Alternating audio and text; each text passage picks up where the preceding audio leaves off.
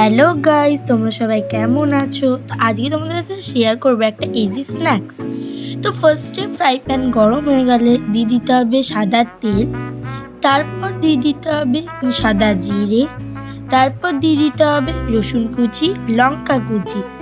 ভাজা হয়ে গেলে দিয়ে দিতে হবে 2 কাপ জল, তারপর হাফ চামচের মতো নুন, অরিগ্যানো আর একটু কাশ্মীরি মির্চি দিয়ে দিতে হবে। তারপর 1 কাপ সুজি দিয়ে দিতে হবে।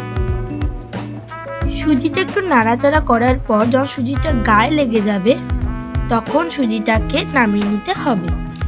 তারপর নিজেদের মতন শেপ দিয়ে দেবে। কড়াই তেল গরম হয়ে গেলে ডোগুলো দিয়ে দিতে হবে।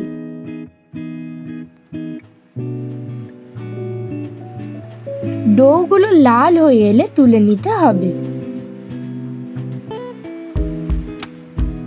তোমরা তো আমার রিয়াকশন দেখে বুঝেই গেছো যে পকোড়াগুলো কত ইয়াম্মি আর ক্রাঞ্চি খেতে হয়েছে। আজকের মতন এইটুখানি, পরে ভিডিওতে দেখা হচ্ছে। Bye bye.